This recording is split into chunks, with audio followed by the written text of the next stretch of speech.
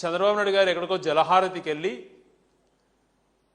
ఈ ప్రాజెక్టులన్నీ నేనే చేశాను, ఆంధ్రప్రదేశ్ అన్నపూర్ణంగా మారడానికి కారకులు నేను, కేఎల్ రావు గారు శ్రీశైలం ప్రాజెక్టు నాగార్జున సాగర్ కట్టారు, మిగతావన్నీ నేను కట్టానని మాట్లాడుతున్నాడు.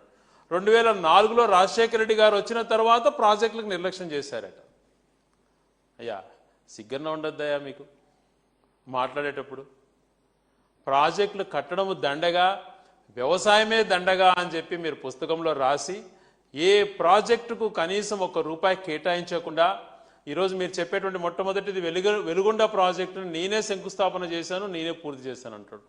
96లో శంకుస్థాపన చేసి 2004లో తను దిగిపోయేంత వరకు ఆయన శంకుస్థాపనకి వెళ్ళేటువంటి ఖర్చులకు అక్కడ ఏర్పాటు చేసిన శిలాఫలకానికి 5 లక్షలు 6 లక్షలు ఖర్చు పెట్టాడు ఆయన ఆ ప్రాజెక్టుకి అంతా కూడా 10 సంవత్సరాలలో.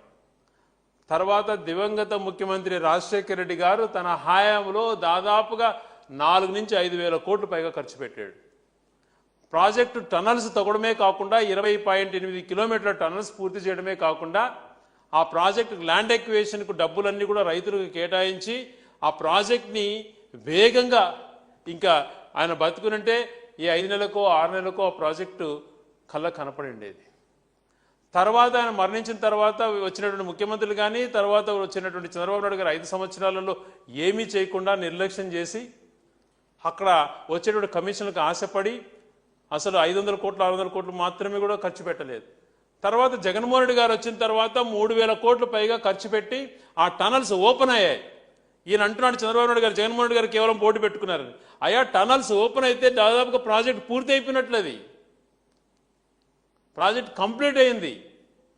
నువ్వెంత ఖర్చు పెట్టావో అంతకుముందు నువ్వు శంకుస్థాపన చేసిన తర్వాత 10 సంవత్సరాలలో ఎంత ఖర్చు పెట్టావో, తర్వాత 14, 19 మధ్యన ఎంత ఖర్చు పెట్టావో, ఇప్పుడు ఎంత ఖర్చు పెట్టావో ప్రాజెక్టు పైన లెక్కలు ఇవ్వగలుగుతావా?